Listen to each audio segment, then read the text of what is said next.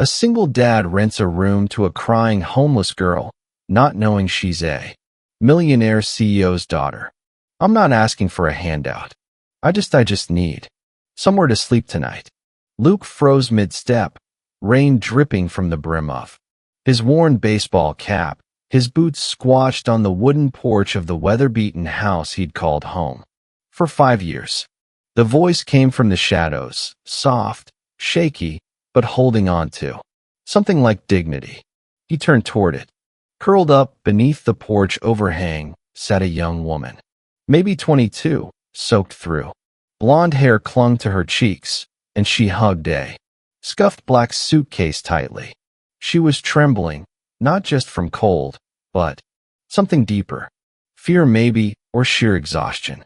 You lost? Luke asked, cautiously. She shook her head. No, I saw the sign in your window about the room. He followed her gaze to the faded sheet taped inside. Room for rent. $100 per month. Inquire within. He had put it up last week when he realized Jacob needed new shoes, and the fridge was nearly empty again. I've got cash, she added quickly, pulling out a wad of damp bills. 200, all of it. I can pay for the first month. Now. Luke glanced at the money, then back at her. She looked out of place. Not quite homeless, not quite okay either. Her clothes were soaked, but not ragged. Jeans clung to her legs like a second skin. The thin sweater she wore had a tear at the elbow. Her boots were worn, but solid. She looked like someone who'd had something. Until recently. You got a name? He asked. I paused. CLA, she said. Just Claire. Luke scratched the back of his neck, his breath fogged in the cold. Behind the door, the heater hummed. Jacob would be finishing his apple slices and nodding off in front of the old TV. He looked at her again, wide eyes drenched, clearly trying not to cry. All right, he said, stepping aside and unlocking the door. Come on. In, she blinked. Really? Yeah, but leave the shoes by the door. Floors. Creak. And try not to wake the kid. Claire stood slowly, lifting the suitcase. She winced from pain or cold, he couldn't tell, and stepped inside like she was crossing into sacred ground. The smell of rain and something faintly floral followed her in. Luke flipped on the hallway light. The house was modest. 2 bedrooms, 1 bath, hardwood floors, and thrift store furniture, but clean. Lived in. He led her down the hall. This is your room, he said. Small, but the bed's good. Sheets are clean. Claire stepped in, still clutching the suitcase. Thank you, she said, voice soft. Bathroom's down the hall. Kitchen's yours to use. Just label your stuff in the fridge. She nodded. I've got a 6-year-old, he added. Jacob. Good kid. I don't bring strangers around much. I won't be any trouble, she said. I swear. Luke studied her. There was no desperation in her tone, just something steadier, a quiet resolve. All right, he said. We'll figure the rest out. Tomorrow. You need towels. I'll manage, she replied quickly. He gave her a look, then returned with a folded towel and an extra blanket. She took them, hesitating slightly. Her eyes had gone glassy. I mean it. Thank you. Luke nodded. Night, Claire. She lingered in the doorway after he left, staring down the dim hallway. Then she closed the door gently and exhaled like she had been holding her breath for days. In the kitchen, Luke poured himself a glass of water, staring out the rain-speckled window. He should have asked more questions, checked ID, but something about her felt honest. He glanced at the fridge. A magnet held up one of Jacob's crayon drawings. A crooked house with 3 stick figures beneath a smiling sun. 3. Luke blinked, then shook his head and took a sip. Sometimes people just need a chance. And sometimes the ones who show up on your porch in the rain are the ones who end up changing everything. By the next morning, the rain had stopped. leaving the air damp and the ground soft. Light filtered through the faded curtains of the small house, casting a soft glow on the floorboards. Claire's door was still closed when Luke passed by with a mug of coffee. In the living room, Jacob sat cross-legged on the rug, with his favorite toy truck, missing wheels, but still beloved. "Hey, buddy," Luke said. "Sleep okay?" Jacob nodded. "I heard someone come in last night." Luke paused. "Yeah, her name's Claire. She's staying in the guest room for a while." Jacob's eyes lit up. "Is she nice?" She seemed polite. Just then, Claire's door creaked open. She stepped out slowly, blonde hair tied back in a messy bun, wearing the same clothes as the night before, now clean and dry. She carried the folded blanket and towel in her arms. "Good morning," she said gently. "I washed these." "You didn't have to," Luke replied. "I know." Jacob peeped from behind Luke. Claire smiled and crouched to meet his eye level. "You must be Jacob." "I'm 6, he said proudly. "Well, 6 is a great age," she replied. "I was 6 once too." He laughed, a sound that made Luke feel a little less tired. Claire settled in without fuss. She didn't take up space or make noise. Her room stayed neat, bed made, desk organized with precision.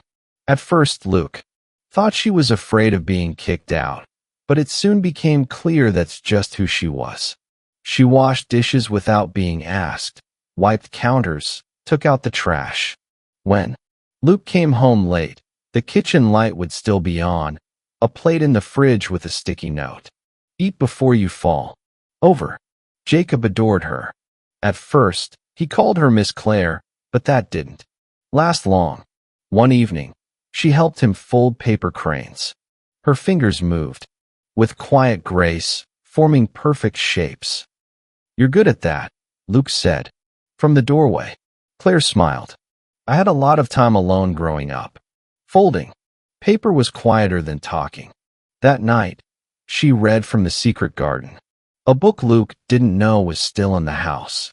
Her voice was calm and rhythmic, like she had read it 100 times. She even did voices just enough to make Jacob giggle. Later, after Jacob went to bed, Luke rinsed dishes while Claire dried. "You don't talk about your past," he said. Claire looked up then back down. "Not much to talk about." Luke didn't press, but he noticed things.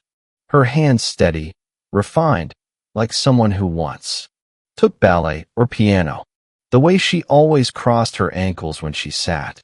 Her posture, her speech, polite, measured, graceful, and the details. She used a small jar of hand cream, label worn off, but the scent was unmistakable. Almond and orchid, expensive. Her phone was older, but the leather case. Hand-stitched, monogrammed, the letters faded, but there no makeup, no jewelry. But her toothbrush was imported. Her shampoo, rosemary, and Vitar, the kind found in luxury hotels, and her words. She helped Jacob with a school project, using phrases like narrative structure and thematic resonance. She corrected his spelling with gentle precision. One afternoon, Luke passed by her room and heard classical music. Vivaldi may be your debut, something he couldn't name, but felt all the same. It didn't add up. Claire never said where she came from or why she'd ended up on his porch. But Luke was a mechanic. He knew when something didn't fit. She spoke like someone raised in a house with chandeliers, but she moved like someone who had fallen far and was trying to rise again quietly. He didn't ask. People had stories. She'd tell hers when she was ready. Meanwhile, she was helping Jacob laugh again, helping Luke breathe easier just by being there. Sometimes Luke would come home late to find her and Jacob asleep on the couch, curled under the same blanket, a book half finished on Claire's chest, and he'd smile, not with amusement, but with something warmer, something real. Maybe it wasn't forever, but for now, it felt like something beginning. It happened on a Tuesday evening, just after sunset. Luke had come home early from the garage, a rare break in his routine to find the house quiet. Jacob was already in bed, a line of paper cranes strung across the headboard from Claire's latest craft project. Claire was in the kitchen, barefoot, humming something under her breath as she dried the dishes. The radio played faint jazz, warm and low. As she moved to put away the last plate, something slipped from her sweater pocket and landed on the floor with a soft clink. Luke bent to pick it up, already reaching out before she noticed. "I'm sorry." That she started, but her voice caught. It was a small silver locket, delicate, ornate. He opened it gently, unsure why. Inside, two tiny photographs. A man and a woman smiling, dressed in expensive formal wear. The woman had the same sea-lass eyes as Claire, the same smile. Luke turned the locket over in his palm. There was an inscription etched in gold on the back. To Claire, love, Dad. But just beneath that, a name, W.R. Montgomery. The name landed like a stone in Luke's chest. William R. Montgomery, CEO of Montgomery Properties. The same man whose photo appeared on every billboard in the state, smiling in crisp suits with slogans like building the future, buying the past. The same man whose company had bought out half the county, bulldozed neighborhoods, and turned affordable homes into luxury condos no one here could afford. The same man who months ago had pulled funding from a community shelter Jacob and his late wife once volunteered at. Claire's eyes widened when she saw what Luke was holding. "Please," she said, voice cracking. "Just give it back." Luke handed it over without a word. She took it and disappeared down the hallway. That night, he could not sleep. He sat at the kitchen table long after midnight, his old laptop open in front of him. The screen glowed in the dark like a quiet confession. He typed Claire Montgomery into the search bar and scrolled through dozens of images, red carpet events, charity galas, vacation photos on private beaches. And there she was, smaller, younger, hair shorter, eyes brighter, posing beside her father in front of a marble fireplace. The caption read, CEO William Montgomery with daughter Claire at the governor's gala. Luke leaned back, hand over his mouth. So it was true. She had not just wandered onto his porch one rainy night. She had walked away from a life of unimaginable wealth, power, influence. And here she was, folding laundry in his living room, teaching his son how to fold cranes, cleaning floors, cooking dinner, sleeping in a room that leaked when it rained. He could have asked questions, could have demanded answers, could have told her to leave. But he didn't. Instead, he opened the spice cabinet, pulled out cinnamon and sugar, and started making dough. The next morning, Claire woke to the smell of baking bread. She padded into the kitchen, her oversized hoodie slipping off one shoulder. She stopped when she saw the plate waiting for her, still warm, the crust golden, steam rising gently. Beside it, a ceramic mug filled with honey-sweetened tea and a note written in Luke's steady, clumsy handwriting on a piece of brown paper. Towel. In this house, if a daughter needs a father, even for just a few days, I can try to fill the part, no? Questions asked. Claire stood still for a long moment, holding the paper.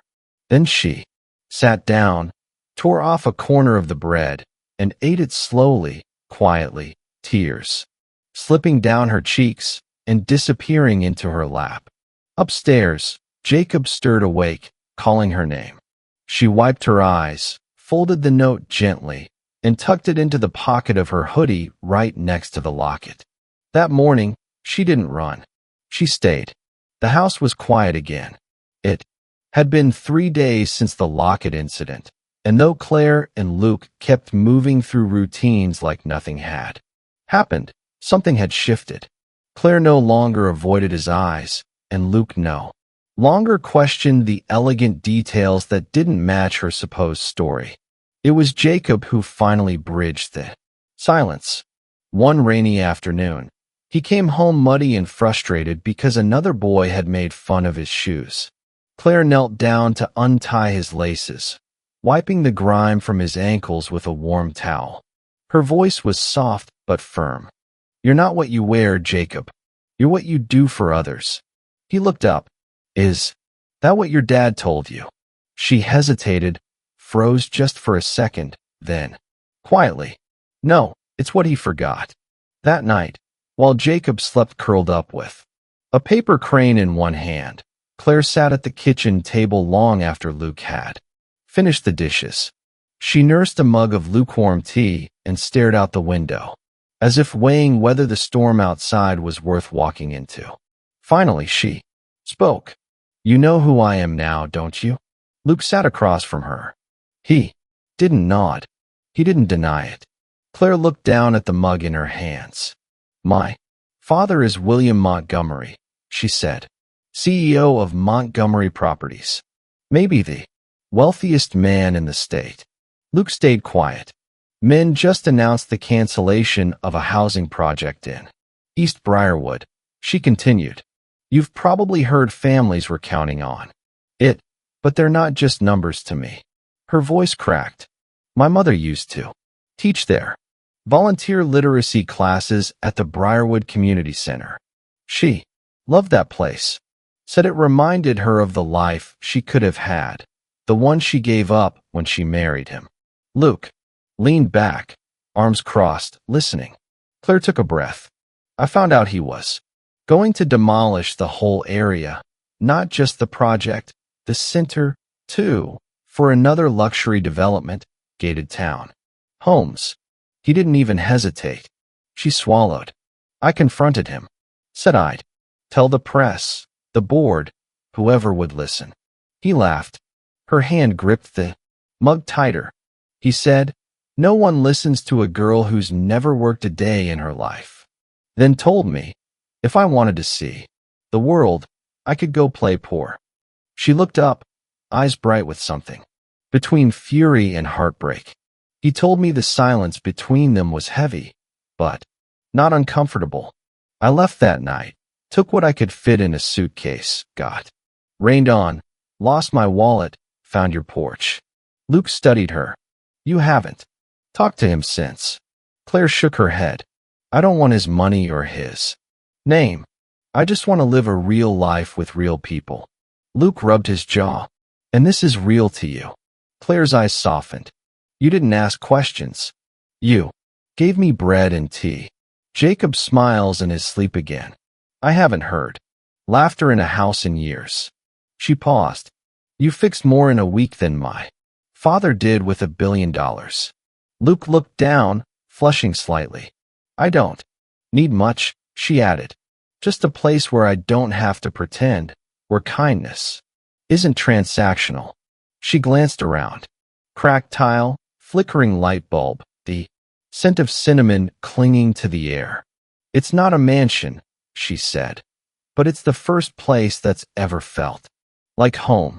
They sat in silence after that.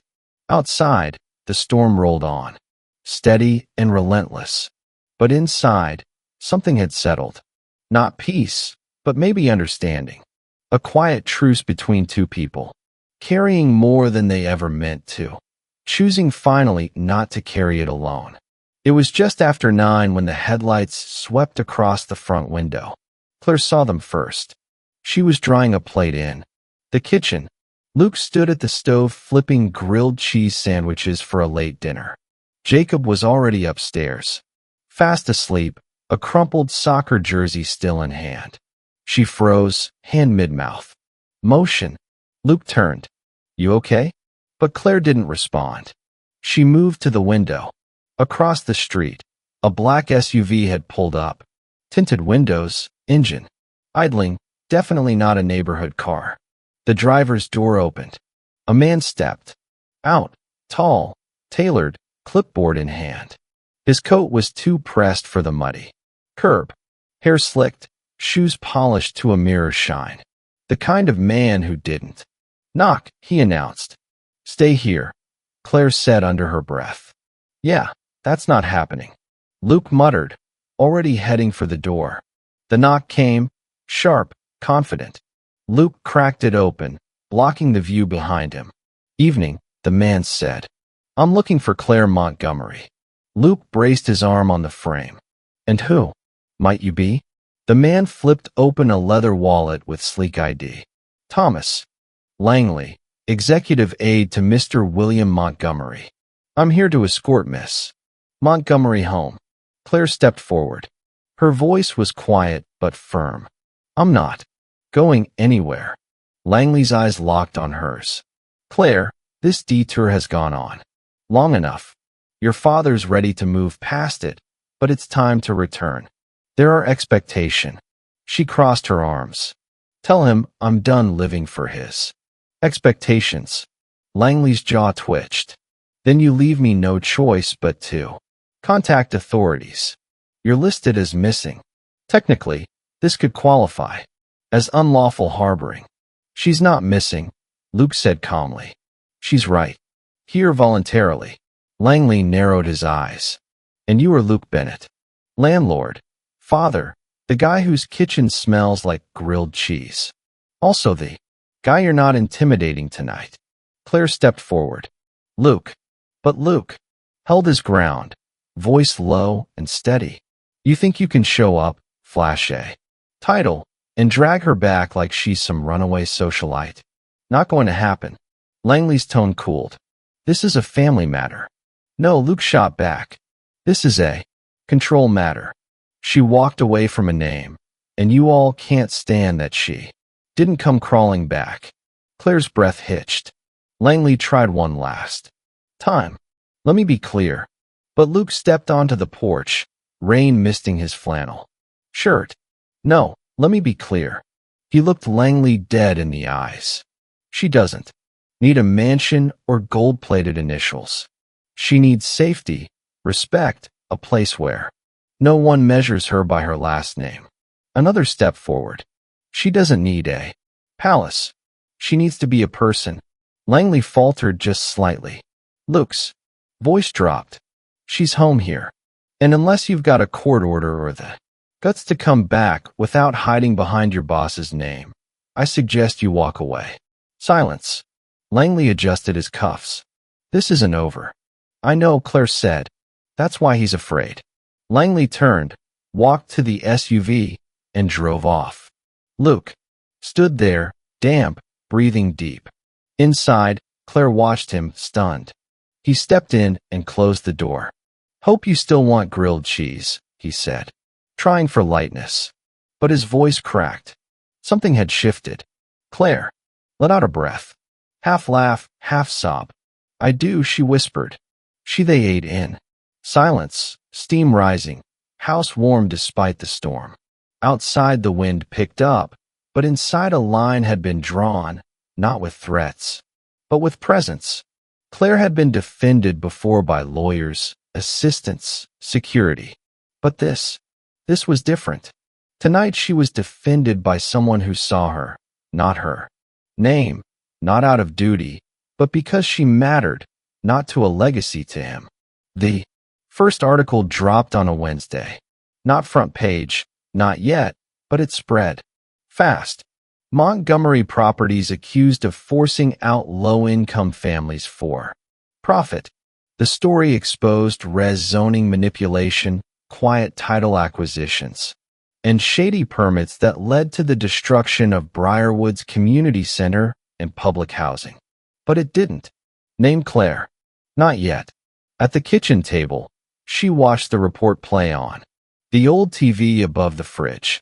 Her face was calm, but her fingers trembled around her coffee mug. Luke had asked her once gently if she was sure. She had nodded. I've lived behind walls long enough, she said. It's time someone let the truth in. It took her 3 nights to collect everything. Emails, reports, memos. She used Luke's laptop to encrypt and send it to an investigative journalist she trusted. Luke never asked for details. He just left her tea and Silence. But that silence didn't last. By Friday, reporters were calling. Then, showing up, neighbors peeked through blinds. Cars slowed outside the house. Hey, camera crew even knocked while Jacob ate cereal in his dinosaur pajamas. Claire apologized over and over. Luke only said, "You did the right thing. The rest is just noise." But the noise kept growing. A week later, a black town car pulled up to the curb. It wasn't a messenger this time. It was him. Claire spotted her father through the kitchen window.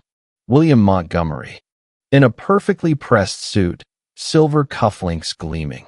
His presence was commanding even from across the street. Luke opened the door before he could knock. Montgomery didn't smile. "Mr. Bennett," he said, "I believe we've become entangled." Luke remained silent. "I came to make this simple," he continued, holding out a thick sealed envelope. "There's enough here to make this go away." Luke didn't touch it. Montgomery's voice tightened. "You're a father. You know what it means to protect your child." Luke stepped forward, quiet but firm. "So do you." He paused. "But it looks like we have different definitions of what a child really needs." Montgomery's expression cracked just slightly. Luke shut the door without another word. That evening, Jacob biked home from school like always. Claire was in the front yard pulling weeds. Luke worked on the porch siding. None of them saw the black sedan until it was too late. The driver on the phone drifted too close to the sidewalk. Jacob swerved, lost control, hit the curb hard. The bike flipped. He landed with a sickening thud. Claire screamed. Luke dropped his tools and ran, but Claire was already there. She scooped Jacob into her arms. His head lolled against her shoulder, blood trickling from a gash above his eye. One arm hung limp and twisted. He was conscious but dazed. The sky opened up with sudden rain as she bolted into the street barefoot and soaked. A neighbor saw them and threw open a car door. Claire sat with Jacob in the back seat the entire ride, whispering, "You're okay. I've got you. I've got you." At the hospital, she wouldn't let go of him. Not for the nurse, not for anyone.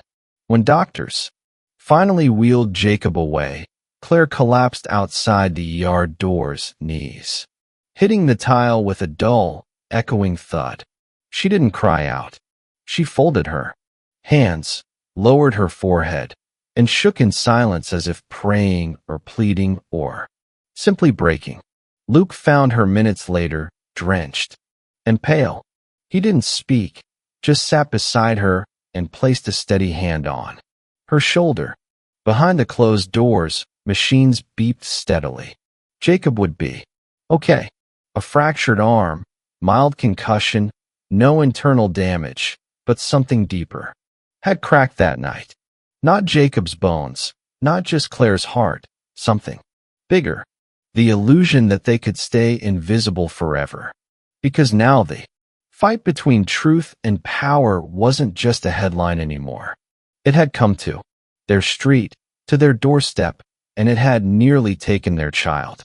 The news broke 3 days after Jacob was discharged from the hospital. Claire had barely slept. She stayed at his bedside each night, curled in the recliner with knees tucked beneath a blanket. Luke watched her from the doorway more than once, struck not by the grief in her eyes, but by the fierce protectiveness, the kind that can't be bought or taught, only earned. Then the world shifted. Local headlines became national within hours. Whistleblower exposes massive housing displacement scheme by Montgomery Properties. Exclusive internal documents suggest coordinated city corruption. Claire's files, now verified and cross-checked, included memos, signatures, and emails detailing forced gentrification in multiple low-enemy neighborhoods. Properties were undervalued, residents pushed out quietly, and land flipped for luxury. Development under shell companies. It wasn't just Briarwood, It was a blueprint. By week's end, protests surrounded Montgomery headquarters. Former employees stepped forward. So did displaced families. City council members, who had quietly backed Montgomery's initiatives, scrambled to explain themselves. Under pressure, William Montgomery held a press conference. He stood in front of American flags flanked by lawyers tied slightly askew. The first visible crack in his polished image. With cameras rolling, he cleared his throat and announced his resignation. In the interest of public trust, he called the allegations deeply disturbing, promised cooperation, gave no apology. Claire watched it from Luke's couch, Jacob leaning against her, cast covered in doodles and lightning bolts. She didn't cheer, didn't smile. She simply said, "He never thought I'd follow through." Luke handed her a cup of tea. "You did more than follow through," he said. "You stopped him." Claire shook her head. "We stopped him." Word of her identity spread fast. The media painted her as a rebel Aries, a reverse Cinderella, giving up a palace for a porch. Reporters camped outside the house for 2 days. Claire refused interviews. Luke too. They kept there. Lived small, quiet, close. What surprised them was the neighborhood. It rallied. Mrs. Cortez stood guard on the porch with a broom, shooing away strangers. Pastor Rick brought chili and told reporters to respect real courage. Kids from Jacob's school left drawings in the mailbox that read, "Thank you, Miss Claire." One morning, taped to the front door, was a handwritten sign. This house made history, but more importantly, it made a family. Luke stared at it a long time. Claire didn't. Returned to her old life. There were lawyers, of course, estate advisors, board members, all urging her to reconsider. She had rights to shares, dividends, land. They offered settlements, control, silence. She declined them all. "I don't need power," she said one evening, helping Luke hang laundry in the backyard. "I just need peace." He didn't answer. He didn't need to. The warmth between them was no longer unspoken, just unhurried. A closeness born of shared struggle. Daily grace. The slow stitching of trust. Where something once torn had begun to heal. Jacob still called them both by name. But sometimes when Claire tucked his blanket or helped with math, he whispered, "Good night, Mom." And she would kiss his forehead without correcting him. It wasn't the world she'd been born into, but it was the one she chose. And for the first time in her life, it was enough. 1 year later, the little house on Pineview Lane still looked the same from the outside. White siding, creaky porch, and a sun-faded welcome mat. But inside, everything had changed. The walls were painted in soft, warm tones. A new couch filled the living room, but Jacob's old scratched-up coffee table remained. The window, that once held a room for rent sign, now displayed a handmade garland of paper. Hearts and cranes. By the kitchen doorway, where Jacob had marked his height in pencil, hung the original rental receipt, laminated and pinned. Claire Montgomery, $1,000. Paid in full. Luke never took it down. This was the start of everything, he said. Feels wrong to pretend it didn't matter. Claire now worked part-time at the Briarwood Art Center, teaching, drawing to children who once lived in the neighborhood her father tried to erase. Most mornings, she walked there, with Jacob skipping beside her, a canvas tote slung over her shoulder. She no longer used her last name.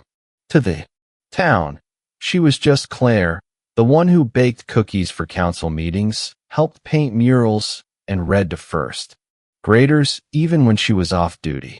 Jacob still called her Miss Claire in public. But at home, she packed his lunch, folded his socks, and kissed his forehead goodnight. He looked at her like kids do when they feel completely safe. She and Luke never announced anything. No ring, no titles. But the way she took his coat without asking, or how he brewed her coffee just right, said it all. Their love was quiet, steady, the kind that doesn't need to be declared to be real. That spring, the city hosted a ribbon cutting for a new, low-income housing complex built on the grounds of the old Briarwood Center. It wasn't glamorous, but it was home for dozens of families, funded by grants, settlements, and a donation from an anonymous source. The mayor gave a short speech, then invited Claire to the stage.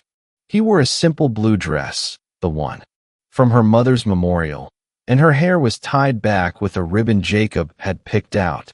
She brought no speech, just 3 small items. First, the laminated receipt. This was the moment I stopped being someone's daughter and became my own person. Next, a wooden key Jacob had carved in art class, the word home etched in crooked letters. The first key I ever received that opened something real. Finally, she unfolded a note.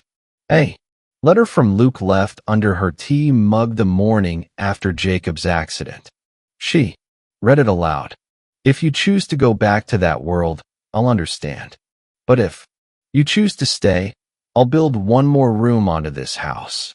Not because I need a tenant, but because this home isn't full unless it has you in it. Her voice caught, but she smiled. The same soft smile she wore the night Luke first opened his door to her in the rain. I used to have everything, she said. But not a home, not a family. Now I don't have a name anyone cares about, and I've never felt richer. Applause followed. Jacob ran up and hugged her around the waist. That night, with Jacob asleep upstairs and the dishes done, Claire stood drawing her hands at the sink. Luke came up behind her, pulled out a chair, and placed something on the table. A paper ring folded from waxed paper, the exact spiral she once taught Jacob to make. She raised an eyebrow. Is this an ambush? Luke smiled. It's not gold. No diamonds. No, he said. Just paper. But it'll never tear. As long as I'm the one holding it. Her eyes filled with tears. You